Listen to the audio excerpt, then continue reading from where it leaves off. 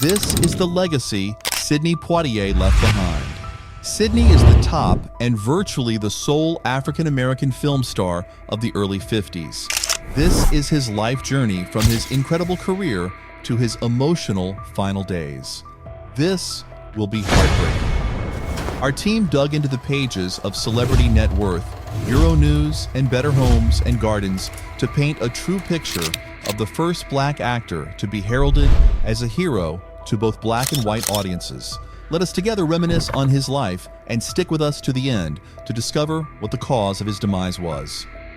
How much was the first Oscar-winning black actor worth at the time of death?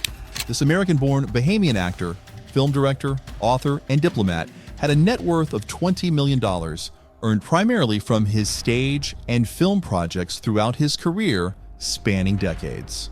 Starting his acting career on the stage in the 1940s, he transitioned into film in 1950, debuting in No Way Out, for which he was paid $3,000. In 1959, he played Porgy in the musical drama Porgy and Bess, for which he received $75,000 for his participation.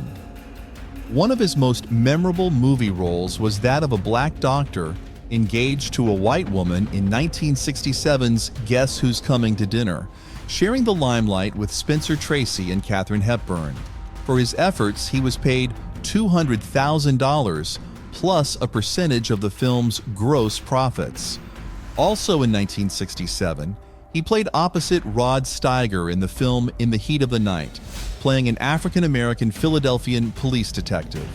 His salary for that film was also $200,000 plus 20% of the gross profits. His stature of being a box office star was evident in 1967's To Sir with Love, where he played the role of an American immigrant engineer who took a teacher's job in London to make ends meet. For the role, he gave up his salary for a 10% share of the gross earnings. Reportedly earning $22 million in gross ticket sales, his earnings from the movie translated to an estimated $2.2 million. He teamed up with Paul Newman and Barbra Streisand in launching First Artists, their independent production company. Steve McQueen and Dustin Hoffman later joined them. He made his directorial debut with an amiable western, Buck and the Preacher, in 1972. Co-starring with Harry Belafonte and Ruby Dee, he also played the role of a con man preacher in the movie. This was part of a deal he entered with Columbia Pictures to produce and star in 2 movies. He ended up directing 9 movies in total. As an author, he published his first autobiography, This Life, in 1980. The book documented his journey from the Bahamian tomato fields to the pinnacle of Hollywood success. He followed this up with another autobiography, The Measure of a Man, a spiritual autobiography, in 2000. The following year, his reading in the audio version of the book won him a Grammy Award for Best Spoken Word Album. Sidney served as a member of Walt Disney Company's board of directors from 1995 to 2003. As a diplomat, he assumed the position of non-resident Bahamian ambassador to Japan, starting in 1997. Beginning from 2002, he concurrently served as the Bahamian ambassador to UNESCO. He held both positions until 2007. Sidney was a groundbreaking actor and director, renowned for breaking racial barriers in Hollywood and portraying dignified, complex black characters on screen. Beyond acting, he served as a Bahamian ambassador to Japan and UNESCO, advocating civil rights and humanitarian causes. Where did he take his family to live? He married his second wife, Joanna Shimkus, a Canadian actress turned interior designer, in 1976, with whom he shared 2 daughters, Annika and Sydney Tamia. He was formerly married to Juanita Hardy from 1950 to 1965. He shared 4 daughters with her, Beverly, Pamela, Sherry, and Gina. After selling their New York duplex, Sidney and Joanna purchased a $2.7 million Beverly home in 2001. Moving into their new home, they did not change the room colors as the previous owners just repainted them. Built in the 1920s, The remodeled version, interiorly designed by Joanna, featured an old-world meets comfortable California eclectic design. The house style is a congenial coupling of the casual contemporary and formal classic, as well as the practical and elegant. The gated 5,000 square foot Mediterranean-style home boasts of 4 bedrooms and 3 baths.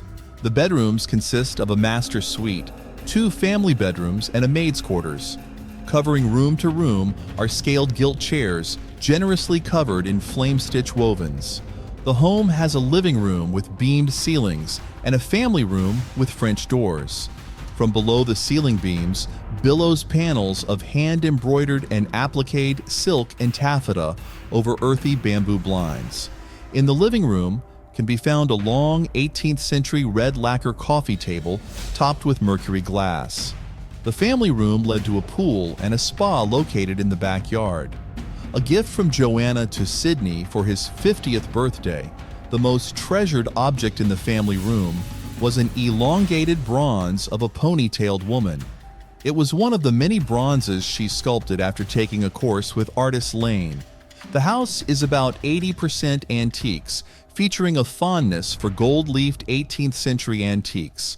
Found all over the home is a collection of old Aubusson rugs, bringing a refined finish to the terracotta floors. The dining room houses a collection of 18th century spode, including an 18th century Italian table, which Sidney gave Joanna as an anniversary gift. Fondly called the Pillow Queen for her love of old European fabric fragments, Joanna filled their home with such fabrics. Explaining that pillows are like jewelry, she made one-of-a-kind Pottery Barn sofas using nothing but exquisite pillows. Sidney found it quite difficult to identify a favorite space in their home as he found beauty and comfort in every room. Regarding his wife as an extremely gifted and talented person, he found it almost an impossibility to not notice her distinctive style in every room of their home. After Sidney and Joanna's youngest daughter entered college, Joanna embarked on her career as an interior designer. And while Sidney may be more of a household name than Joanna, she is the unequivocal star in their home, where her stage is the entire house. What was the cause of his early demise, and what legacy did he leave behind? On January 6, 2022, he died at their Beverly Hills home at the age of 94. The cause of death was cardiopulmonary failure, the underlying causes of which were prostate cancer and Alzheimer's disease. In the wake of his death, Bahamian Prime Minister Philip Davis ordered that the Bahamian flag be hung at half-mast in the country and at the various embassies of the nation all over the world. Sidney's influence as a role model and image maker was immeasurable, particularly during the 1950s through the 1960s. He was the first actor starring in mainstream Hollywood movies, depicting a black man in non-stereotypical fashion. He was the first black actor to win an Oscar in 1964 for his turn as Homer Smith, a traveling handyman who helps nuns build a church in the desert in Lilies of the Field. He was acknowledged as the first black actor to become America's top box office draw. This he attained in 1967, starring in 3 memorable films, each embedded with his benchmark performance. The grace of his distinctive, deliberate, and lilting voice, and the mesmerism of his manner made him one of Hollywood's most beloved stars. Sidney's impact on Hollywood and black actors remains to be felt today, paving the way for a new generation of actors and filmmakers. His career demonstrated that black actors could carry films to critical and commercial success, and his choice of roles inspired audiences to challenge prejudice and re-examine cultural narratives. Sidney's imprint as a black actor will remain unchallenged, and he will always be distinguished as the black actor with the many firsts. While you may not have the distinction of being our first, you will always be a valuable part of us if you decide to become our channel subscriber.